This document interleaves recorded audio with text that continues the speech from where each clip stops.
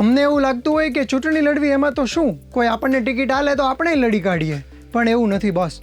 ચૂંટણી લડવા માટે વોટર્સના સપોર્ટની સાથે સાથે બીજી એક વસ્તુ બહુ જ ઇમ્પોર્ટન્ટ છે અને એ છે માલ મલાઈ રૂપિયા. એટલે દેખીતી વાત છે કે તમારી પાસે ખૂબ બધા રૂપિયા હોય તો જ ચૂંટણી લડી શકાય છે, કારણ કે દેશના નાણામંત્રીએ પોતે એવી જાહેરાત કરી છે કે એમની પાસે ચૂંટણી લડવા માટે પર્યાપ્ત ફંડ નથી અને એના કારણે તેઓ લોકસભા ચૂંટણીમાં ઉમેદવારી નોંધાવી નહીં શકે. તો બીજી તરફ આપણા ગુજરાતના કોંગ્રેસના એક ઉમેદવારની વાત મળી છે કે જેમણે ચૂંટણી લડવા માટે પોતાની 8 વીઘા જેટલી 1.5 કરોડની જમીન વેચવા કાઢી છે. એટલે સારી એવી હિંમત કરી નાખી કહેવાય. એક તરફ કોંગ્રેસની ફરિયાદ છે કે એમના બેંક એકાઉન્ટ્સ ફ્રીઝ કરવામાં આવ્યા છે, તો બીજી તરફ ઇન્કમ ટેક્સ ડિપાર્ટમેન્ટે પણ કોંગ્રેસ પાસેથી નાણાંની રિકવરીની વાત કરી હતી. જોકે બાદમાં એમણે સુપ્રીમમાં કહ્યું કે અમે હમણાં કોઈ પણ રૂપિયા રિકવર નહીં કરીએ અને બધી કાર્યવાહી પછીથી કરીશું. એટલે તમને થતું હશે કે નાણામંત્રી પોતે જો ચૂંટણી ફંડ ન હોવાના કારણે ચૂંટણી લડવાની ના પાડી દેતા હોય અને બીજા બધા ઉમેદવારો જમીનો વેચવા કાઢતા હોય તો એવું તો શું મળતું હશે સાંસદ બનીને, એ પ્રશ્ન બધાને થાય. આ વિડીયોમાં આપણે વાત કરીશું કે સાંસદોને કેટલા ફાયદા મળે છે અને એમનો પગાર કેટલો હોય છે.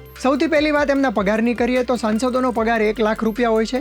કોવિડ દરમિયાન એ પગાર 70,000 જેટલો કરી નાખવામાં આવ્યો હતો, પરંતુ જનરલી સાંસદોને 1 લાખ રૂપિયા દર મહિને મળતા હોય છે અને આ તમામ રકમ એ ટેક્સ ફ્રી છે, એટલે સાંસદોએ કોઈ પણ પ્રકારનો ટેક્સ ચૂકવવાનો આવતો નથી. આ સિવાય એમને ઓફિસ અલાઉન્સ તરીકે 45,000 રૂપિયા મળતા હોય છે.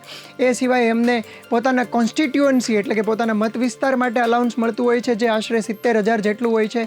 એમને સંસદમાં હાજરી આપવા માટે રોજના 2,000 રૂપિયા મળતા હોય છે. વિચાર કરો, કોઈની ઓફિસમાં જવા માટે આપણને ક્યારે રૂપિયા મળે છે, પરંતુ સાંસદોને સંસદમાં હાજરી આપવા માટે 2,000 રૂપિયા દૈનિક ભાડું મળે છે. આ સિવાય એમને ટ્રાવેલ અલાઉન્સ પણ ખૂબ સારું મળે છે. જો એમને વિદેશ પ્રવાસ કરવો હોય તો વર્ષે 34 જેટલી સિંગલ એર ટિકિટ્સ મળતી હોય છે. આ સિવાય એમને ઇન્ડિયામાં ક્યાંય પણ ફરવું હોય તો રેલવેની ફર્સ્ટ ક્લાસની ટિકિટ પણ મળતી હોય છે. જો તેઓ બાય રોડ મુસાફરી કરે તો એમને 16 રૂપિયા પર કિલોમીટર એ એમના મુસાફરી પ્રમાણે ભથ્થું મળી જતું હોય છે.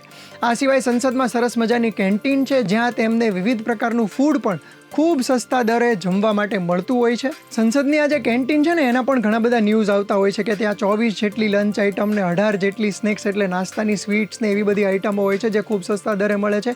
આ સિવાય દરેક સાંસદોને પોતાના મત વિસ્તારમાં કંઈક નવું ડેવલપમેન્ટનું કામ કરાવવું હોય તો એના માટે 5 કરોડ જેટલી લિમિટ મળતી હોય છે અને એના દ્વારા તેઓ સજેસ્ટ કરી શકે છે કે અહીંયા આ વસ્તુ બનાવવા જેવી છે. જેમ કે ક્યાંક કોઈ હોલ બની ગયો કે ક્યાંક કોઈ સ્પોર્ટ્સ કોમ્પ્લેક્સ બની ગયું તો એના માટે ભલામણ તેઓ કરી શકતા હોય છે. આ સિવાય એમને દિલ્હીમાં રહેવા માટે સરસ મજાનો બંગલો મળે, ત્યાં પાણી, ઇલેક્ટ્રિસિટી અને ટેલિફોન સુધીની બધી જ સુવિધાઓ હોય છે. એક લિમિટ સુધી ત્યાં પણ કોઈ પ્રકારનો ચાર્જ લેવામાં આવતો નથી. હવે સૌથી નવાઈ લાગે એવી વાત, તો સાંસદો માટે પેન્શન યોજના ચાલુ છે. એટલે કે જો તમે એક દિવસ પણ સાંસદ રહી ગયા હોય તો તમને જીવનભર 20,000 રૂપિયા જેટલું પેન્શન મળે છે. જો તમે હયાત ન હો તો તમારી પત્નીને મળી શકે છે, જો તમે એક દિવસ પણ સાંસદ રહ્યા હો તો.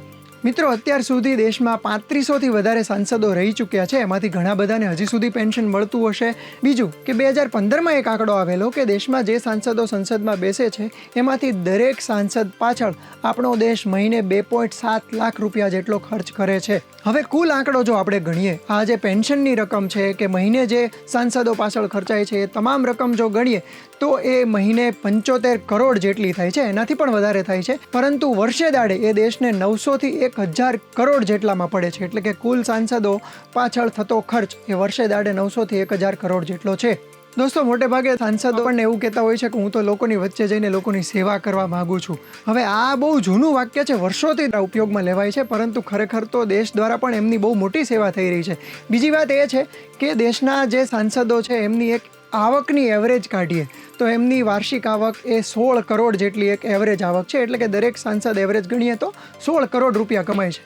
આના ઉપરથી સ્પષ્ટ થઈ શકે છે કે કોઈ પણ સામાન્ય માણસ, મારા તમારા જેવો માણસ જો સાંસદ બનવા માંગતો હોય તો કેટલું અઘરું હોઈ શકે. દોસ્તો, આ બધા ફાયદાની અને સેલરીની વાત સાંભળીને તમને પણ એક વખત થઈ ગયું હશે કે જો આવી સેવા કરવાનો મોકો મળતો હોય તો બધાએ લેવો જોઈએ, ખરું કે નહીં? તો આ તમામ વિગતો તમને કેવી લાગી એ અમને કોમેન્ટ બોક્સમાં જણાવી શકો છો. આવા જ વિડીયો માટે જોતા રહો gujaratsamachar.com.